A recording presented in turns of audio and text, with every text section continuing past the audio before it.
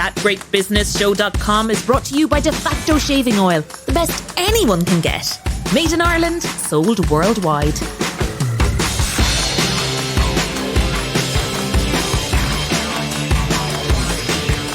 Welcome to That Great Business Show. This is our 4th edition, recorded on the 15th of October 2020. In a moment, we have a tale of an extraordinary pivot from party girl to undertaker. Yep, undertaker. Another guest will hopefully tell tales about how he has tried to make Silicon Valley's big names sound like they're fun. Every woman in the world goes through it, so there's money to be made out of the menopause. And news reports say Americans are stockpiling toilet paper while Irish people are queuing for Christmas presents outside of Smith's toy stores. We have an expert to tell us why they're all bonkers. Yes, indeed, it's your oh-so-different business show, That Great Business Show, where we do business differently. You can contact us right across social media, and we're also on any podcast platform I can find, including the two biggies, obviously, Apple Podcasts and Spotify. Click the subscribe button there, and we'll always be in your pocket when you go for a walk or you're preparing your dinner. And that we I'm referring to is, of course, myself and my co-host, Jamie Heaslip. Yes, that Jamie Heaslip, who's also our in-house business coach. That's one of the many things he does now that he's been forced off the rugby pitch through injury. Every week we ask Jamie for his weekly words of wisdom, which normally leaves me baffled, but he has achieved huge success by living by them, so they must be good. Right, Jamie, what's today's or this week's big thought? No, I toned it down this week. So we are what we repeatedly do. Excellence then is not an act, but a habit. So if you do this long enough, podcasting will be you and you will be podcasting. We will become one and the same. There's this Miles Nagopoulos. Do you remember that thing about the bike against the wall and it's half human, half... Oh, it's a long story. We'll get into it another day. Okay, I've known my first guest, Toni Wall, for a very long time. She is a really, really well-known person on the charity circuit because she's organised events small and large for maybe 25 years. So if you were ever at one of those big Beanos and big venues around the country, you were indirectly probably under Toni's care. She even ran the infamous Galway 10 for Fianna Fáil, something I didn't know about her.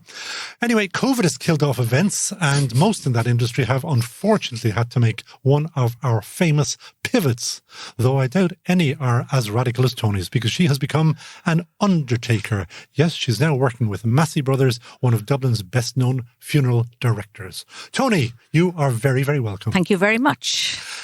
A pivot. A pivot. A pivot to beat all pivots. It certainly is. One I never, ever imagined, but I suppose nobody imagined that we'd be where we are right now since this time last year.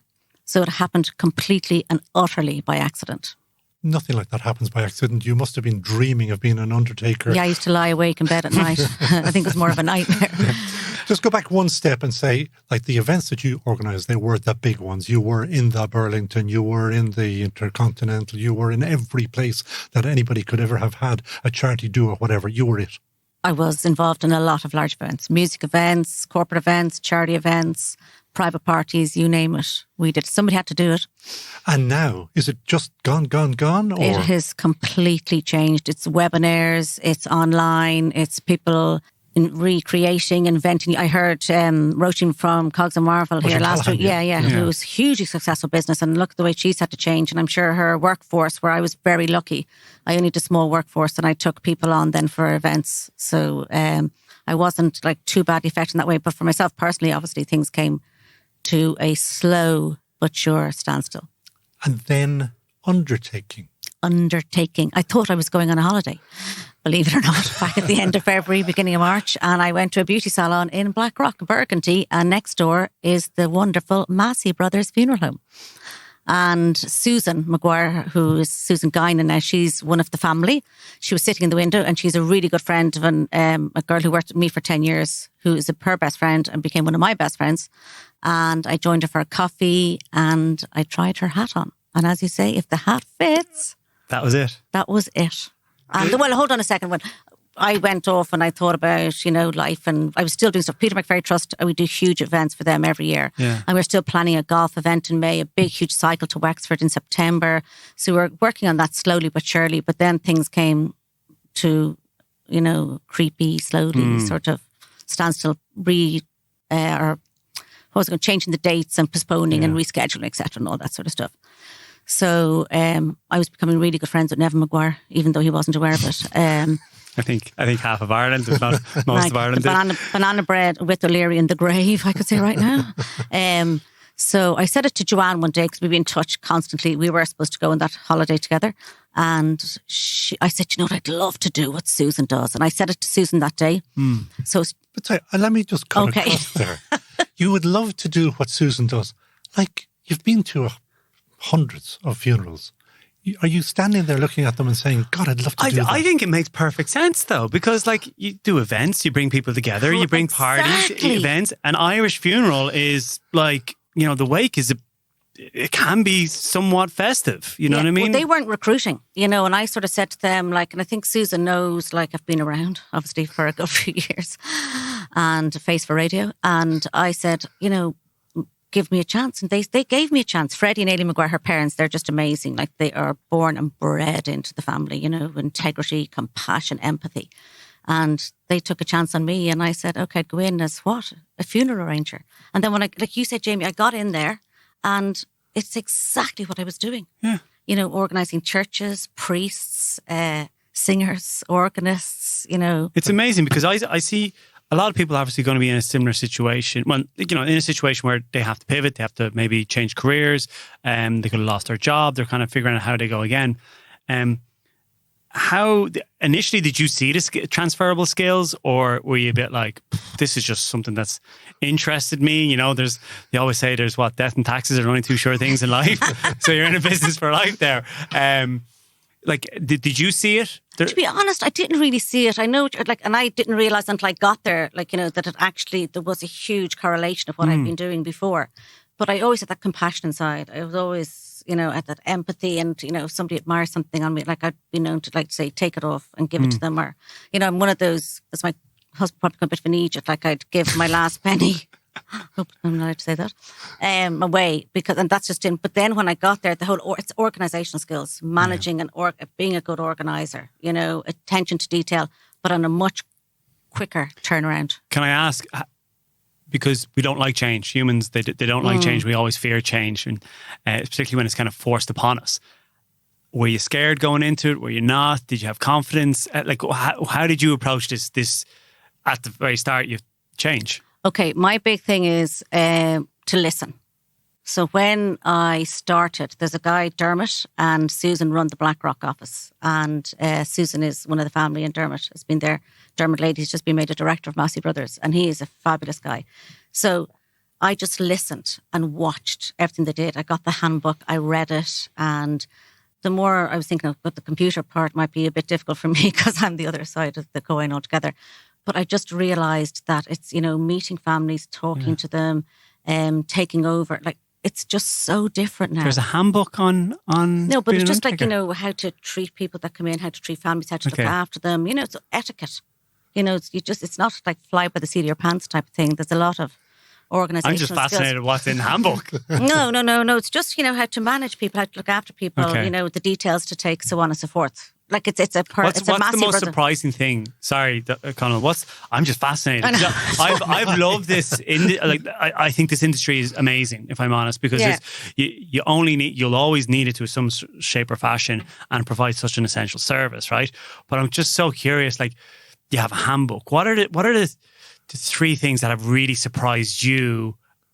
Either requests or asks or things that people don't think of. Like, what has surprised you? It's not even surprise. I think nowadays it's like people can't be there for their own parents' funeral, you know, which is horrendous. I've one of 6 children, and we're all within a 10-kilometre radius of my parents, which is, they're so blessed.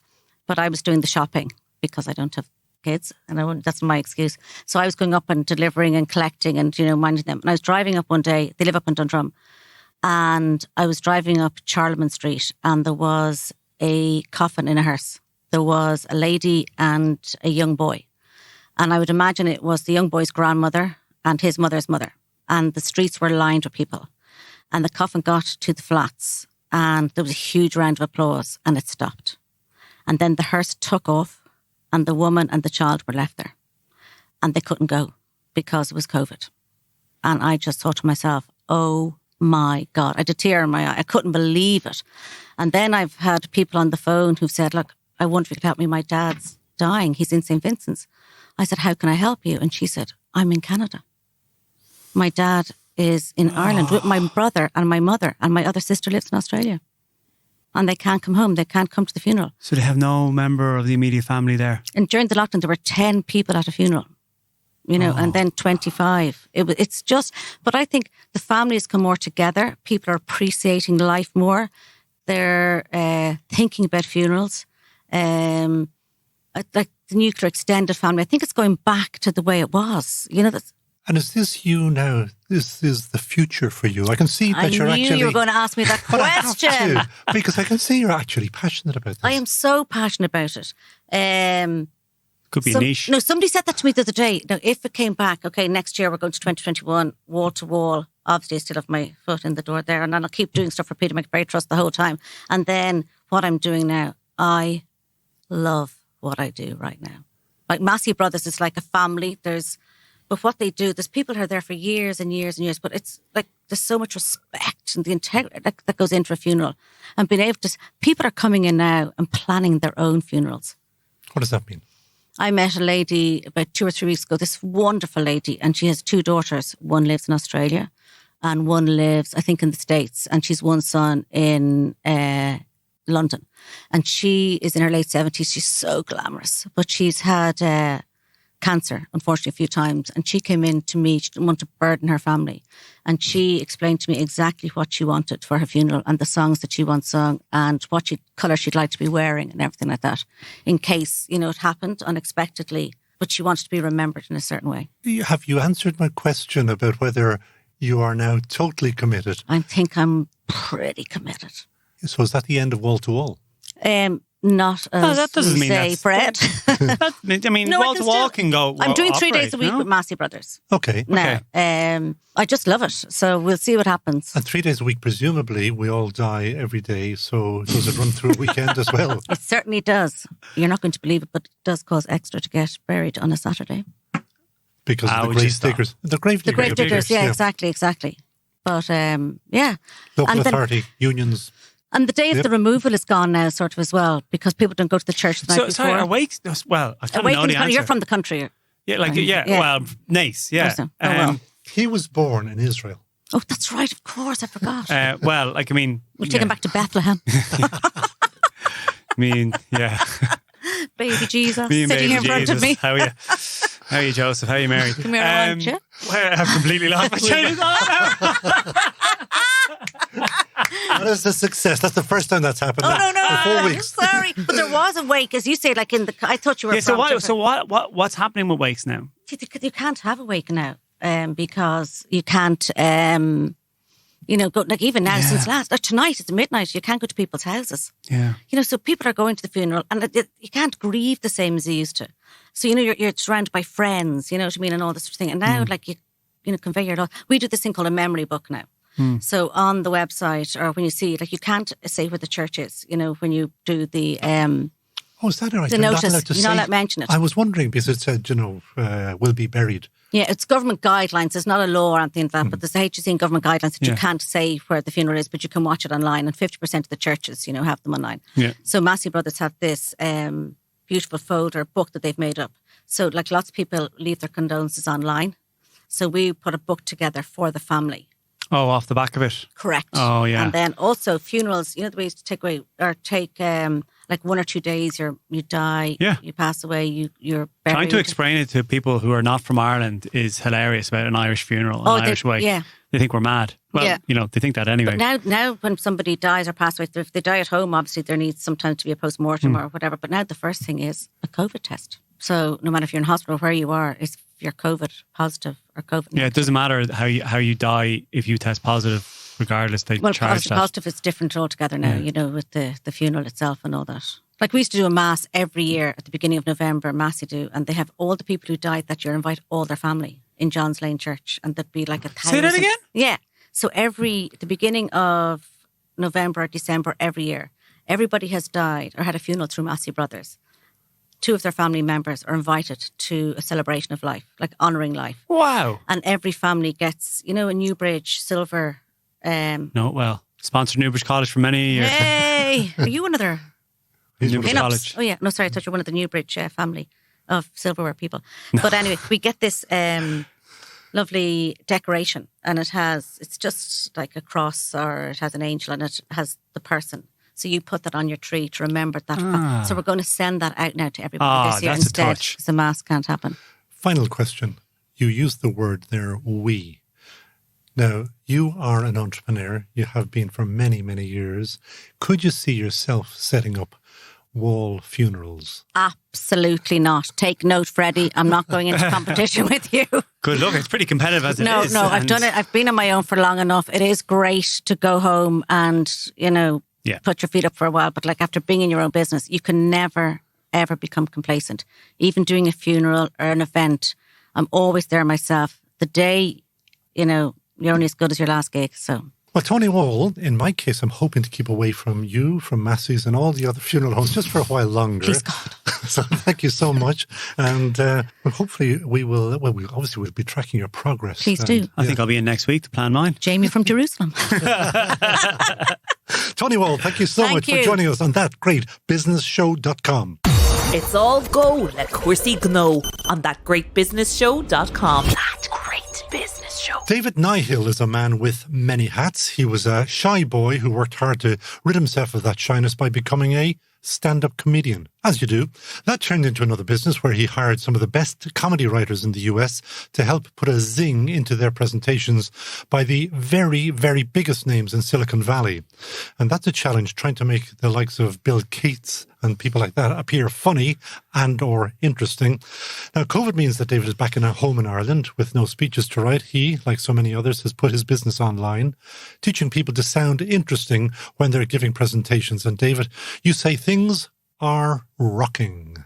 Things are rocking. Hopefully they're rocking. We're off to a good start anyway. So the course I had, I launched last week after spending like 3 months working on it. So, and what is the course? You better get your... Should we take it firstly? Do we get a discount? We might need it. You're fairly well covered. It was just everything I learned the hard way that I wish I knew that would have saved me a lot of hassle. So I'm like, I'm going to lock myself in a room. I have some extra time on my hands all of a sudden. And this seems like a good time where the whole world are just stuck in boring Zoom meetings. And they're like, someone's just reading slides to me again. Like, stop doing that. You're emotionally traumatizing me. Let's just give people a way to be a bit more effective when it comes to presentations and public speaking. Now, granted, the audience is gone, but I put all that into a course called Hacking Public Speaking. And I had content from a comedy special that I shot in the States. And I had content from a talk I had that got featured on TED.com. So it got to a stage where I had kind of a little bit of evidence of what I was talking about. Like, and back in the days, I was like, and here's some other person doing what I'm talking about doing. But at least now it was like, and here's me doing it. Have a look.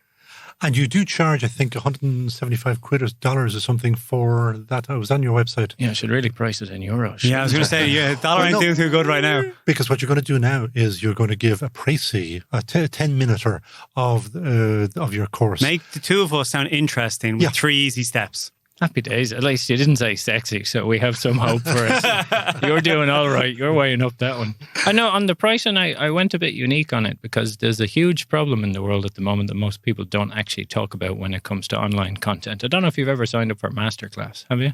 I haven't. Are you familiar with it? I've been curious about it, but because I keep Instagram is chasing me down hard with it. Well, they've kind of reframed the value or the pricing you could do for any form of online education, because up to now, there was no real standard pricing. An online course could be anything from free to 2,000 euros, and you have no idea what you're really paying for. When Masterclass came along, they said, we're going to get all the best people in the world, and we're going to give you ongoing access to them for about 160 euros a year, if you want. So if you want Samuel L. Jackson to teach you acting, here he is. If you want to learn writing, Dan Brown, here he is.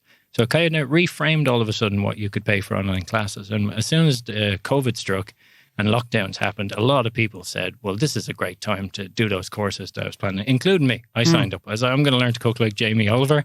And 2 weeks later, I was still microwaving hot dogs until they exploded for some mild form of sustenance and desperation. And I was thinking, geez, no one ever finishes these courses. What are the rates of completion? And when you actually go into it, it's lower than 5%.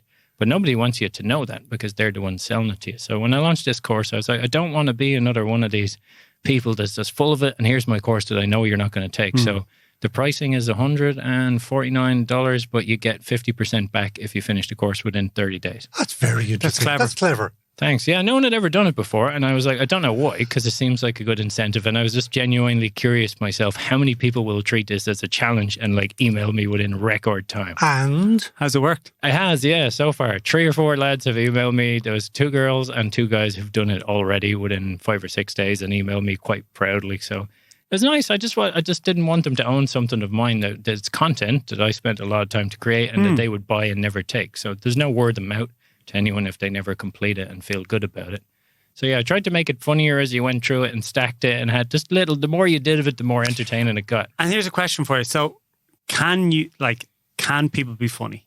So can you make anyone funny? No, some people are just going to scare the life out of you no matter what. But if they're going to give a speech at a wedding or a pitch or a presentation, absolutely. So a short, defined period of time using certain techniques, anyone can become funnier or more engaging. Definitely. So we've taken speeches for like some of the biggest CEOs in the world. They're speaking to. Oh, well, I'll get in trouble. But I have one in particular. Every year I've worked with him for 4 or 5 years. So I have the metrics on the talk. So he practices 5 to 6 times before he gives it to about 26,000 people. And we count how many times he makes an audience laugh per minute. He's very serious about it. He gets a practice audience together from his own company that he owns. So he has a bit of a captive audience. Like, would they be a fruit company? Would they be a fruit company? No, they're not. They're always tech. There's no one in fruit. No. That's exactly what I mean. Oh, fruit company. Oh, yeah. I should have picked up on that one. How did fruit? No. He's fast. There's no bananas involved. There's nothing along that lines. No, but so he's got 26,000 people to impress. And we track the metrics from round 1 to what it looks like when it's gone through 5 or 6 rounds of revisions with a whole team of comedy writers. So they're just like, listen, I see the point you're trying to make here, but let's just change one word and it's going to be way better. And sometimes it's just a matter of picking out the key thing you're trying to say, make sure the key word is at the end of the sentence so you create a natural pause to facilitate a reaction, which is what stand-up comedians live off. So I have no clue how to make people funnier in any way, shape, or form. My content was just like, if you look at the world's best speakers in TED Talks, they all have something in common. They're using techniques from the world of stand-up comedy, but there's no business out there is like, oh, we need help with public speaking. Let's find a stand-up comedian. But they're Malcolm Gladwell's 10,000-hour masters of this topic. It's insane that you're not looking for a comedian. Like if you want a leading rugby coach, you find someone who's been there and done that. And in the world of public speaking in Dublin, nearly everyone you come across in Ireland, it's just kind of making it up. Like they mean well, but they're not on stage all the time. When you need help with content, they can't give it to you. They're like, just move your hands this way and look at me. When it comes to working with leaders and you've seen these different trends, I'll come back to what are those trends, but how important are you finding that it is that they're able to clearly communicate, particularly now via Zoom? Power distance is a thing, it's gone. How important is that for leaders to communicate clearly and in a manner that actually engages and lands? It's huge, and you nearly be able to, it's a skill that you guys are demonstrating on this podcast all the time. It's to be able to speak in sound bites. And at the moment, the world doesn't give you more attention for the big story you want to tell. Needs to be the most concise, impactful story you've ever had. And I think a lot of people just allow the words to escape them rather than pre-preparing what they're actually going to say. I think if you ever watch Neil deGrasse Tyson, he's a very famous speaker. He has a masterclass on how he did it. And he says, nothing ever came out of my mouth that I never wrote down. I had analogies ready to go. I had links ready to go. They'd be like, you spent $2 billion on aerospace this year. And he's like, that's what America spends in 6 months on chapstick and lip balm. And it would just stop reporters dead in their tracks because there was just no argument anymore. He had the analogy and the point ready to go. I think too many people, when they approach public speaking talks or especially Zoom calls, are like, it's Zoom. There's no consequences. Like, I don't feel the nerves and the sweatiness and the butterflies that I used to. I'm just sitting at home. But they don't change the framing. So if you want to have a successful Zoom call, you have to be very conscious of what's in that screen. That screen needs to be pointed right at your face. It can't be staring up your nostrils. The audio is really important. You shouldn't have a fake background with some sombrero on you in some tropical destination that you've never been unless you have a proper green screen, because the technology just isn't up for it at the moment. Like, people just throw up slides and then they read them. But if you use Prezi Video, or there's a technology... app is a good one as well, isn't it? Yeah, so is the new project of Phil Lieben, who's the founder of Evernote. So he knows his stuff. And I talked to him about it. I tried to get in as an investor on the early round of that, and it was the fastest early round he ever raised. They've already gone through Series A and raised a ton of cash. They have, yeah. And do you want to know what it is? Do you want to know what Evernote is? Do we need to take a step back for you? I know Evernote. Okay, just checking. So he has a great track record, and he has kind of an incubator, technology incubator called All Turtles. But his work is always very good, very successful. And he was just annoyed by looking at bad Zoom meetings. And I talked to him about it. He said the concept of launching that app was he wanted something so good that a comedian could take their 5-minute late night television stand-up set and do it from home. So it was heavily influenced. There was 3 backgrounds when he launched that project. One of them was the brick wall to look like a comedy club. He loves comedy. If you look at the videos he launched, they're all funny or him goofing around with different Star Trek faces or different things. But it just brings your presentation to life because now you can do picture-in-picture content. You can do transparent over your own face. So it takes a little bit of practice to get used to, but that changes every Zoom meeting you'll ever go to. So stand up. I was doing one this morning. A talk for Smurfit where I went to school back in the days with a bunch of kids. I don't know why they let me loose on them to give them career advice because I can't even describe my own job. It was interesting, but I had 3 plastic storage boxes and I had the laptop sitting on the top of them so that I can be eye level, and I had a second one underneath with the microphone, so at least I know the sound is good. A friend of mine convinced me to buy clear a headset that you can't even really tell I'm wearing, so you don't have the big muffs on you like you do now, looking all sexy, but the world can't tell. But just on video, that looks really bad when you have the big ear muffs on. You're like, hey, it's me. And you're like, you look like you work in a call center. It just doesn't seem natural. And I think nobody puts the effort into preparing for a Zoom call, whereas you should. It should be the Neil deGrasse Tyson, write down the words you're going to say. It should be the use or Prezi video, and you should have your laptop at eye level and not showing anybody your hairy nostrils. Like there should be some stories in there. I'm just going to lean down my nose. No, I have a question. So about, how important or what are the tips for trying to tell your story, right? Because I'm guessing there is like a theory or a natural kind of arc of a story and how you interject. And how different is it from like reading a book to standing up and presenting? Yeah, very different. But it kills me how people overcomplicate it and try and teach you it and say, oh, well, you need this course. It's 7 hours. There's a seminar. We have a weekend retreat. We're going to do goat yoga in Bali. We're going to go deep dive in storytelling, and to something that we all innately know how to do. Everybody is great at storytelling, especially Irish people. Like, it's insane that there's American companies coming here to teach us public speaking. We are the masters of speaking. We're not masters of public speaking. We don't like that because it's been ingrained into us really not to do it. We haven't been trained in it in school, so we're not confident at it. But our content trumps nearly everybody's. And it's just realizing that you got to do certain things.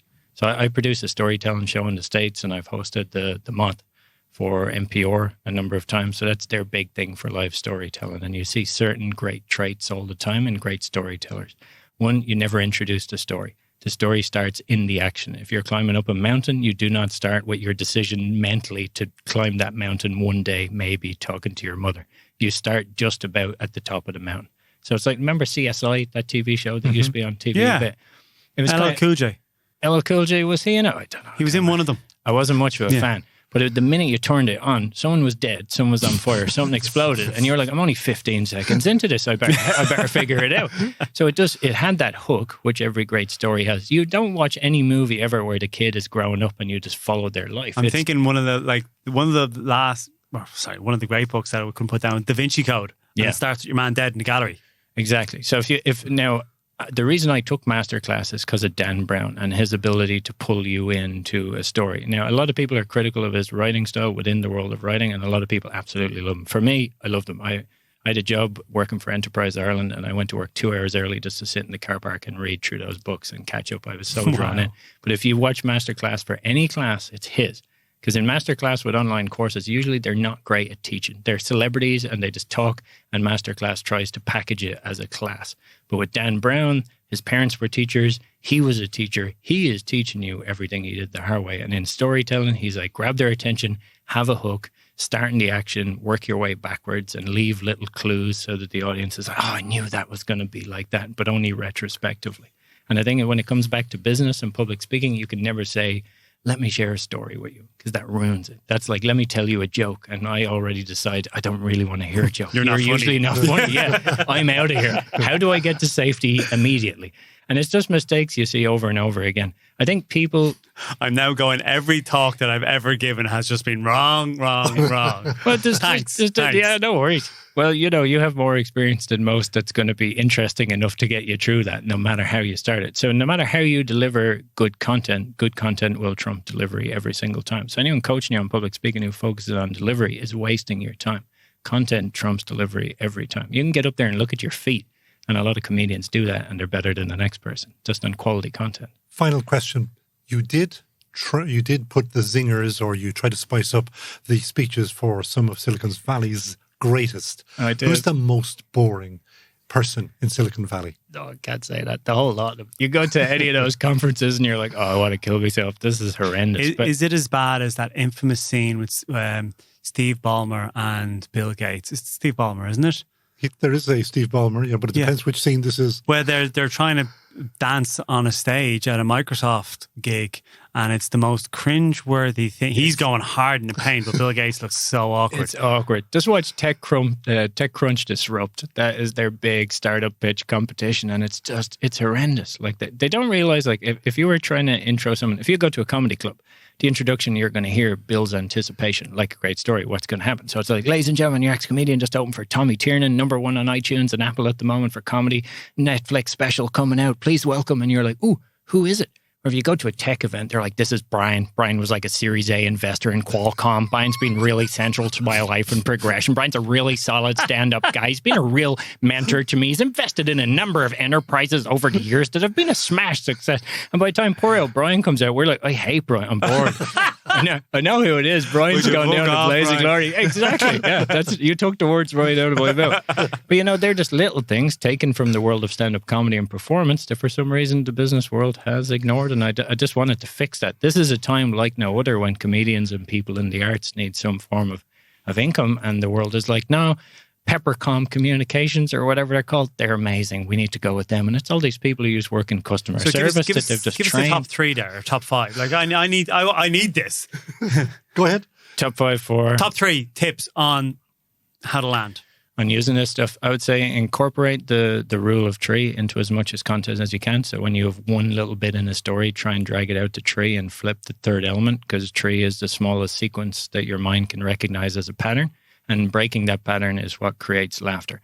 And 3 is the smallest number of elements you can combine to misdirect somebody. So when I say 1, 2, you assume I'm going to say 3. If I say 4, it still makes complete sense, but only retrospectively did you know that I was multiplying the numbers. So stand-up comedy essentially lives off the rule of 1, 2, 3. It's just the smallest amount of elements to flip the sequence.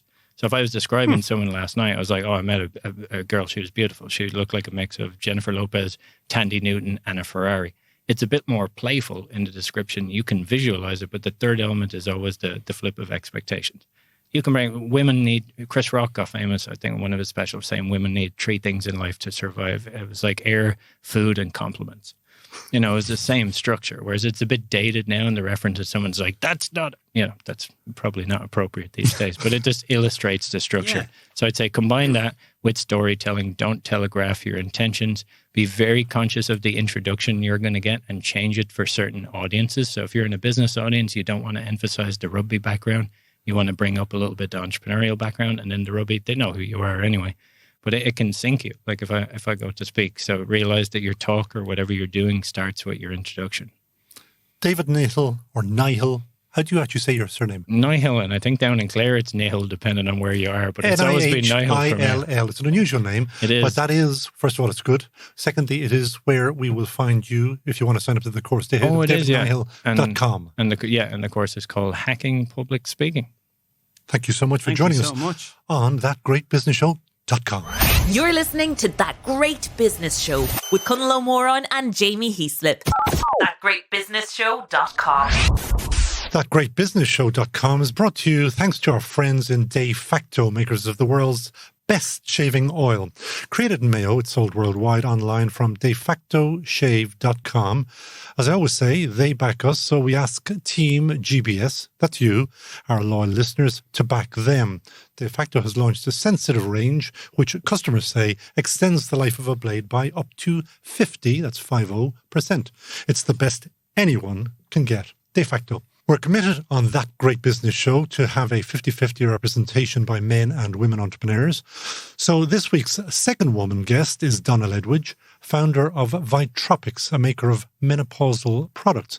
I could read out her CV that got her to this point, but genuinely it is so long that we'd need a separate podcast just for that. From Wicklow, Donna's business is going gangbusters. She's funding, she's expanding to the States, and most importantly, she's mad keen that we, all of us, start talking openly about the menopause. Welcome to thatgreatbusinessshow.com, Donna. Hello. Hi, guys. Thanks for having me. What you told me was, as we chatted on the phone, because you chatted a lot, was that there is some reluctance about talking about the menopause. And I was amazed that there is any hold-up. I think there's major confusion. And actually, I need to correct you because the first product that we've launched is for the menstrual cycle. And then it's going to be menopause, and then it's going to be pregnancy. So we're actually looking at in detail the menstrual cycle and its effects on women within that age gap. And we're trying to supplement, create products that provide optimal nutrition for everything that they need, because we are not like men. We are constantly changing. And we're very much controlled by our hormonal changes. And so what we have done as a company is looked at the root cause of the symptoms that we face as women. And we look to provide correct nutrition according to those phases. I will put it to you that a doctor will say if you eat properly, no need for supplements or for extra nutrition or. Yes, that's true. It's good to eat correctly and make sure that you're eating right, getting all your vegetables. But unfortunately, a lot of us are lacking a lot of key nutrients, or we're not getting optimal dosages of them.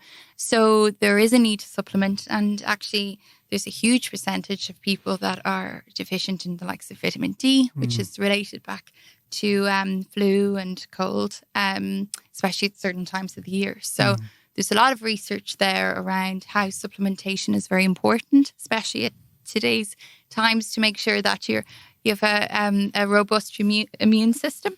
But also what we've looked at is looking after the immune system, looking after overall health, but then really getting down to the nitty gritty and realizing that the generic basic multivitamins just don't cut it for women.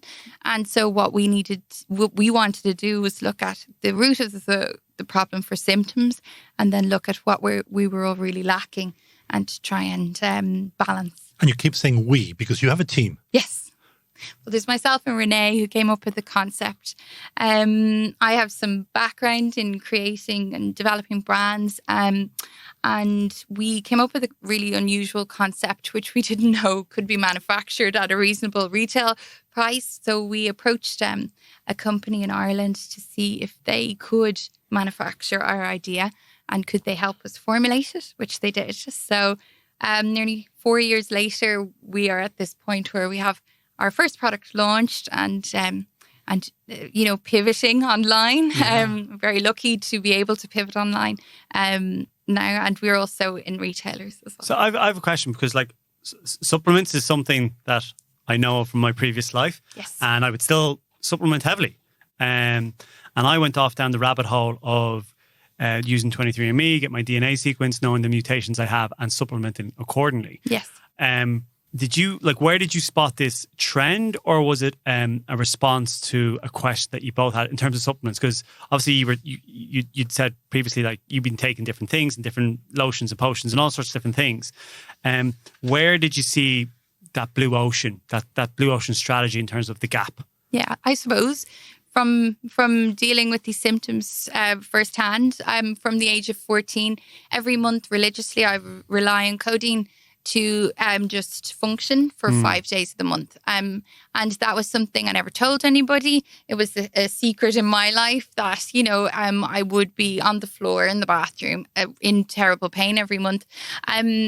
Other symptoms like PMS, bloating, cravings, different things went on. And then my now business partner best friend Renee was dealing with other issues like chronic tiredness. She was dealing with the thyroid issue, and it was all relating back to our hormones. And we really looked at the menstrual cycle, and we could see how the industry was failing us as women by not providing really a way for us to find the correct balance there. So what we wanted to do was stop having to buy 20 different supplements, which we weren't too sure were the correct dosages, actually get in the nitty gritty, break it down and look at the menstrual cycle, and then do different blends according to those fluctuations, according to what we would need as women as we change. And even there is a huge trend here now, and because there's been more research done on it, even with female athletes looking at their menstrual cycle and seeing how it's affecting the performance. If you're training too hard at certain types of the month, that you're going to be more, you might get injured a lot easier than, say, if you were to go more high intensity at the beginning of your cycle. So we essentially, we did that with nutrition, and we saw where we needed different levels and dosages of nutrients. And when you looked at the market in general, the supplement market, because it's a pretty competitive market, it hadn't been done. Yeah, that's my next question. Like, were you looking at the trends, or where did you come across the inflection point, or what were the signals outside of you and Renee? Well, I suppose I had been edging towards this industry. I was looking at the market. I was doing a bit of consultancy work for another big Irish brand at the time. And I could see that there was a huge gap within the female space. I didn't really know what it was. I just felt that I could probably innovate in there. So it was in the back of my mind to see a gap. And that's one of my favorite things to do, I suppose, as an entrepreneur, is to find that niche, to find something different. I hate launching the same thing as everyone else. Yeah. So I always try to push boundaries on my imagination and what I can come up with. But there must be a competition. You're hardly telling me that there isn't competition to what you're producing. Well, you can go and buy loads of different supplements, but there's nothing that changes. So actually, sorry, I don't want to jump in. I'm just curious. So, take a normal menstruation cycle, okay? You're gonna kill me. Is it 30 days? What? Yeah, on average, it's 28 days. 28 days. Okay, grand. So, is it it's the same packet of supplements, essentially, same Correct. bottle, but it's a different thing every day. The dosage change as you go along. Every phase. So you have three main phases, and it's all according. So you have the menstrual phase, which is the flow part, which is the first 5 days. Then you have pre-ovulation and post-ovulation. They're all very different, and you have different symptoms throughout, and you feel differently. Your body is different. So what we did was we created 3 different blends according to those phases. So it's one box with 3 different nutritional formulations, all different levels and dosages of nutrients. And that's the difference. I'm guessing that's the blue ocean you find yourself Nobody in. did that. Yeah. What I had to do, and myself and Renee had to do, was go and buy a hair, skin and nail supplement. We had to go and buy magnesium. We had to go buy a vitamin D. And, and you're trying to get the correct dosages, which are all different in all different brands. So what we did, we just sat down, got to the core of it, looked at the menstrual cycle, and then formulated according to that. So then we looked, obviously. Yeah, what are the other trends you're spotting? What are the other gaps? So I'm taking the top off my pen for this. So I got pregnant when we were formulating Triumph Monthly Cycle Supplement. Every single pregnancy formulation is the same throughout the month. And yet I had to go and buy different iron supplements and bits and bobs as my trimester changed. So what we're doing and have done is formulated for each trimester. So we have a different formulation for trimester 1, trimester 2, and trimester 3, because the baby is very different and the mum is very different from week 1 to the end of the pregnancy. Worldwide market. Absolutely worldwide. And obviously then we have what you mentioned at the beginning, the menopause, which every woman after their menstrual cycle ceases and begins to become irregular, starts to go into perimenopause, which is, early menopause, where they start to find worse symptoms than you would to the menstrual cycle. Things like hot flashes and trouble sleeping, things like that. So this is over 15 years. So this isn't just a 1 year, you get the menopause and that's it, you're done. It's 15 years. It's perimenopause, menopause, and postmenopause. So what we've done is formulated for those 3 major life stages, very different symptoms. And so we have formulated what we think a woman needs for. And you're heading years. abroad. Yeah, well, we were challenged massively with COVID. We were a new brand going into retail, so we had plans to become a subscription company because obviously our products have to be taken monthly. Every month a woman gets her menstrual cycle and has to start on day 1. So we pivoted within 2 weeks. We had the subscription service up on the site. Yes. We worked with a company in Finglas, fulfillment company.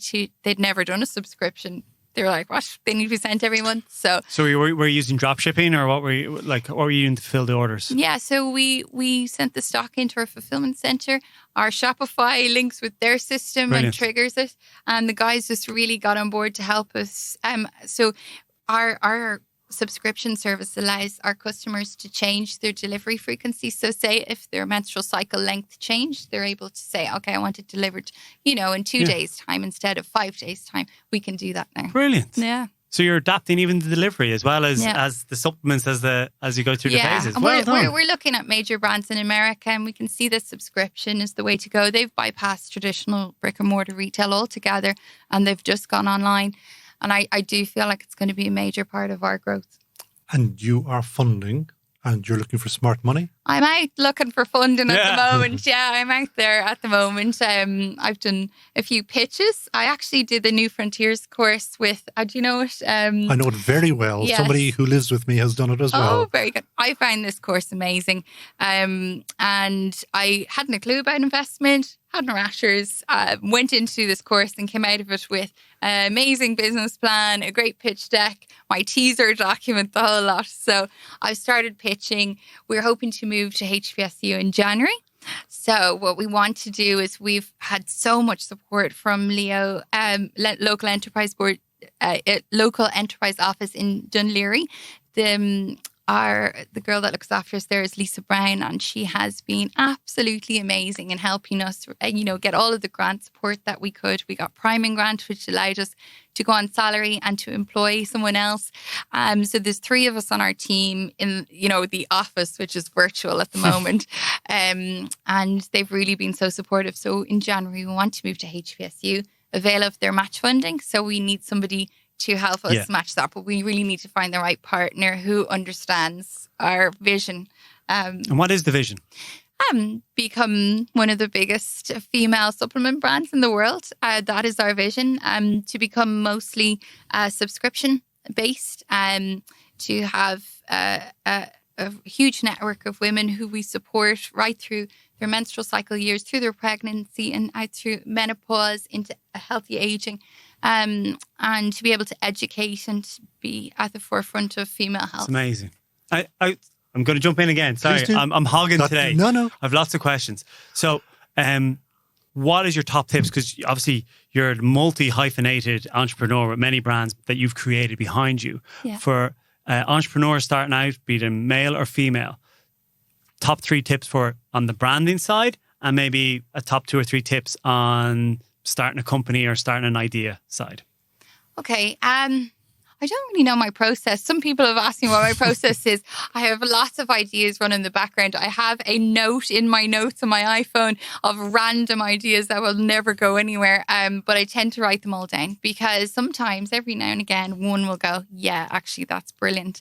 I think looking at your everyday life, and it sounds simple, but it really, this concept came from a need for myself and a need from Renee, and looking at seeing what's how something isn't really as good as it could be and how we could improve it. That's always the way that I look at things. How could it be better?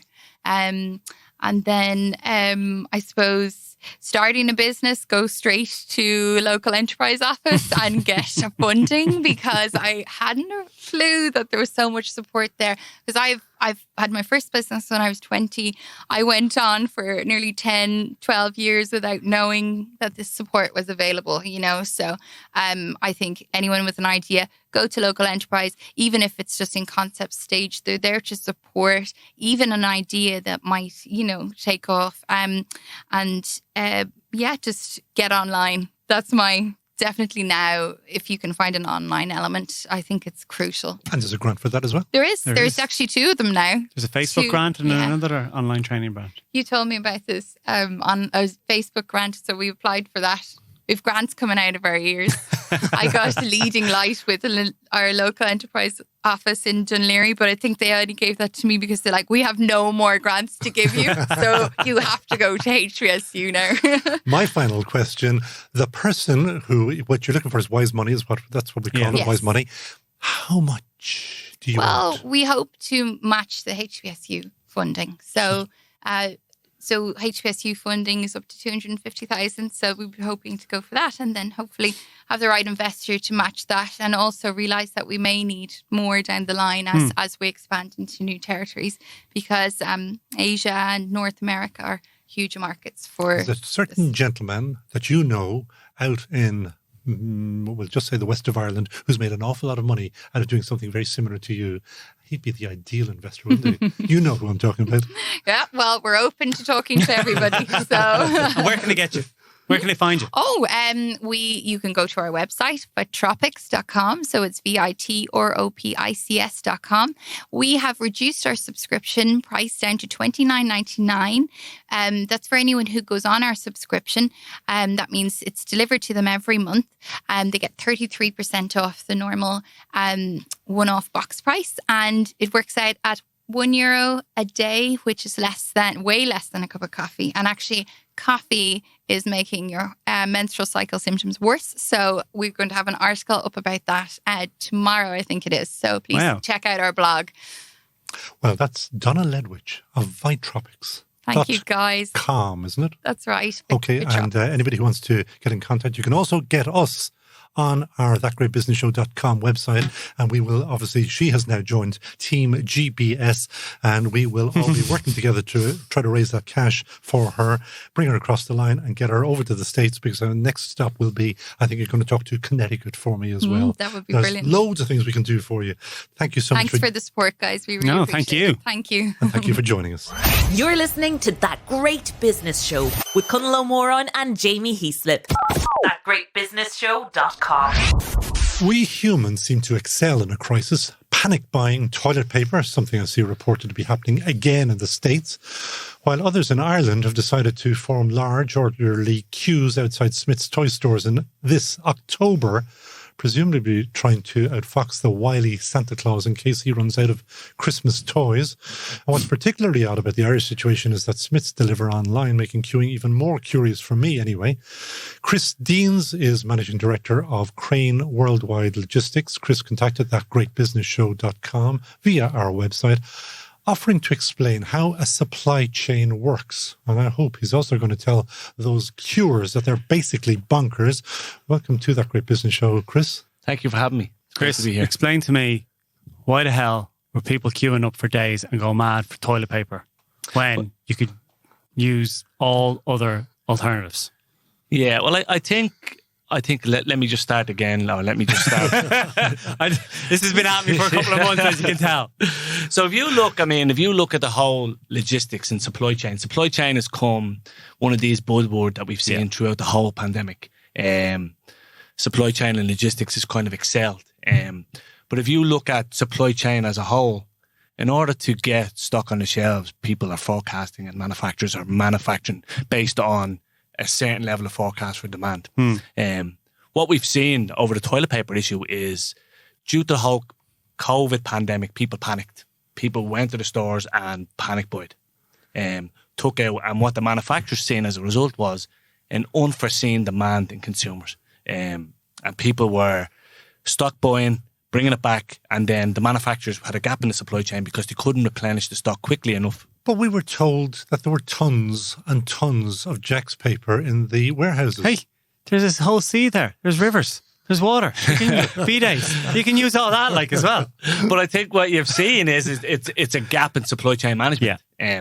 Basically, it's fundamental in terms of supply and demand. There was an unforeseen supply, and we couldn't deal with it. So with that now, right? Obviously, take Amazon. They've just done Amazon Prime Day or 2 days, whatever it was, right?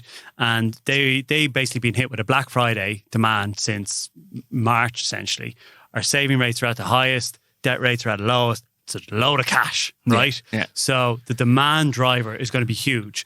Have they managed the pinch points along that supply chain or along the value chain? Like, have they managed that? Are they forecasting it well? Like, what's the inside track? Is Santa going to be able to come? I think if anyone who's a father or a parent of kids now is telling the kids that Santa has to come early this year. So, I mean, again, it goes back to supply and demand. And what we've seen and where we've seen in COVID and the gaps in the supply chain is unforeseen demand. Like the whole flour industry. If you were stuck at home, you were baking and you were trying new recipes and stuff. What people didn't realise is the majority of the flour was manufactured to bulk to go to bakeries. And it wasn't actually a flour shortage on the shelves. It was actually a packaging shortage where they hadn't got enough flour packaging to meet the consumer demand as they did to meet the bakery demand. Oh, yeah. So again, it's a gap in the supply chain because it's unforeseen demand. Go back to my Smith's toy shop. Why? I don't know why I'm asking you because you're not to blame. Why are people queuing outside a company that delivers online in October? And I believe last time I checked, Christmas comes at the very end of December. It's the same. It's the same with Tesco. It's the same with Dunn's now. I've leaned in to use Buy Me. I mean, they're all offering online, but we're still queuing out around the door. I think what you've got is people are worried that Santa won't deliver what's expected of them. So worry drives panic buying. Panic buying drives people to go and just clean out. And again, it goes back to the Smith's Toy superstores have people queuing now, but they wouldn't have seen this demand. They would have seen the typical Christmas demand, but they wouldn't have seen an unforeseen October demand. Now, you heard Mr. Heaslip ask you for the inside track. What is happening in supply chain? Anywhere, where are the pinch points that we should be looking out for so that we can kind of get to the top of the queue? I think what you've, if you look at supply chain, I mean, supply chain is end-to-end sourcing effectively, from manufacturing to the end user, right? And I think what a lot of things happen is effective supply chain run on accurate forecasting and understanding the demand, and there's some algorithms in there to kind of trend on the demands. If you see a spike in unforeseen demand, that's where the gap in the supply chain happens, and that's where you see no bread on the shelves, no toilet roll on the shelves, etc., etc., etc. So it's all about proper planning on both ends, the stores, the manufacturer, and kind of walking in that crisis. This is an unforeseen circumstance that we're in. So with all the different technologies, you have drones delivering stuff, you have online delivery, you have click and collect, you have all this stuff going on, right? As well as now, 7 months now of 6-7 months, relatively speaking, right? And they would have been, I'm presuming, how far back, let's say, toys, would they have been manufacturing that? Are we talking 3-4 months? Are we talking 6 months? Are we talking start of the year? What I'm trying to get to is, like, with the technology that we have and demand and how we're ordering, are we going to be under pressure, or are they forecasting above and beyond? The forecast is for the typical, generally what we call now is peak season. In the transport and logistics industry, we're coming into peak season. So there's a surge in demand for electronics. Apple will release new phones. There's a huge, then you've got Golden Week in China. Amazon have kind of taken to the sky. So there's a huge demand in product coming into Q4. An interesting one I'll give you is turkeys and Christmas turkeys. So there was an interesting article I was reading this week in relation to Christmas turkeys, right? So with the pandemic now, they're limiting 6 people to a house, right? So there was one turkey farm in the UK, which ordered 30,000 turkeys to come in January. Pre-COVID, pre-any pandemic, typical Christmas. They bring it in January. There's 30,000 turkeys in May, June, in the height of the pandemic, and the birds are big birds. So now they're at a situation where they're encouraging people to continue to buy the turkey, even though it's going to be, you're only allowed 6 people to a house, and there's probably going to be it would feed 20 people, the turkeys. And they're pulling back now to say, we're not going to not feed the turkeys and we're not going to give them basic rations. But again, it goes back to supply chain planning and an unforeseen demand. And what we see now is typical unforeseen demand, that people may be downscaling on the turkeys and people are trying to encourage you to buy the big turkey. Or else you're going to be having a lot of turkey soup or sandwiches. Okay, that's the kind of insight that I love hearing. So, because that'll make me think about what I should be doing about my turkey coming up. What else are you seeing? What else are you hearing in the industry? Where are the pinch points? So I think what we've noticed in the whole, if you look at COVID as a whole and a lesson from a supply chain, one of the big things we've all learned is the reliance on China for manufacturing. It's scary the amount of reliability that people have on China for manufacturing. And one of the top tips we say would be, now that you've come out of the first wave and potentially going into the second wave, what does your supply chain look like now? Are you locally sourcing? Where does your supplier base fit in? Because a lot of them, we've noticed, is China. And if you look at the PPE equipment that we brought into the country, for example, we were all tracking an Aer Lingus flight that was going to China to pick up PPE. We were so heavily reliant on China manufacturing PPE to get us out of this. But are we, but like China hotels are taking bookings again. I mean, their numbers are looking numbers reported are looking relatively good. If that economy is going well, does that mean the knock-on effect here is good? Or are you saying really you should be looking at, if you're looking at your portfolio of where you're getting supply in, don't be over leveraged in one spot? Yeah, I would say I wouldn't discourage people from sourcing from China, but I would say definitely don't be putting all your eggs in one basket. Yeah. I think definitely you've got to look at, there's a lot of good local suppliers, got a lot of good European suppliers. Because what we've seen is, when this COVID hit, what you've got to remember is a lot of the goods that move around in passenger aircraft. So a lot of the cargo moves in passenger aircraft. We know passenger aircraft in the air. So airlines were flying empty passenger with the belly of the aircraft with just freight. And the rates in China, air freight, typically $2 a kilo, went to $25 a kilo. So that in itself would say to you, okay, we're heavily reliant on China. We've got to diversify our supply chain, minimize the risk. What other areas can we go? India, US, Europe, local suppliers. And that's one of the biggest takeaways, or one of the biggest learnings we've engaged with all our customers on. And in terms of how people are looking, or how quickly they're looking to get whatever they order or whatever they, online, be it, are you seeing any trends like that dramatically changing over this last 6 months period? Well, I think now uplift and capacity is a challenge, right? There's a huge constraint in the market right now. And if you look now coming into China, we call it peak season, but you've Golden Week, then you're going to have... Is that the Singles Day thing? 11/11? Yeah. Yeah.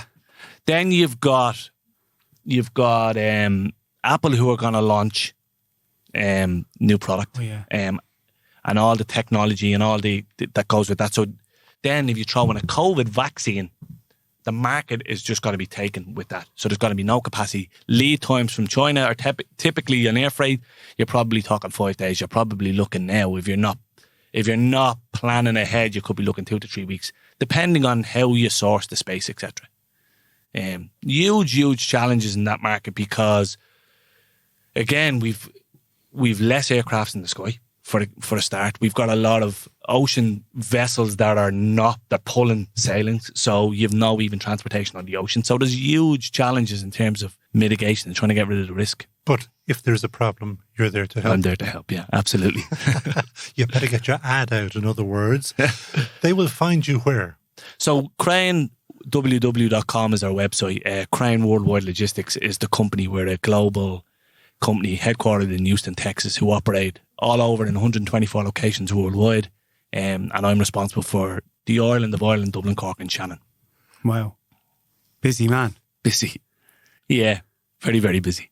You love a good crisis.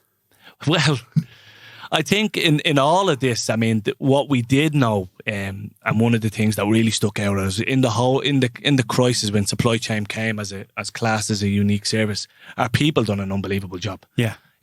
Our people, a lot of people were working from home. Some people had to come in when everyone was told they had to work from home. We had people in the office offload or in the warehouse and in the office cutting docks and emptying trucks and stuff. So our people did a phenomenal job. And I think when you look at a crisis and a pandemic, it's the people that are behind the scenes that go unnoticed. And I think for the staff in Ireland, especially for our company, and a lot of companies in our industry, did a phenomenal job. You're going to look after them for Christmas, aren't you? Absolutely, yeah. Okay. Listen, that is Chris Deans, Managing Director of Crane Worldwide Logistics, or WW as you like to call them. Thank you so much for joining us on thatgreatbusinessshow.com. Thank you.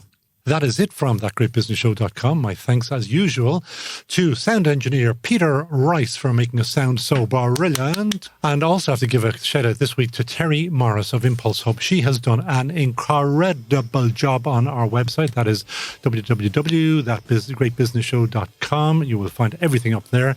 Sarah Bowen at Enterprise Ireland has been looking after us as usual, finding us incredible guests.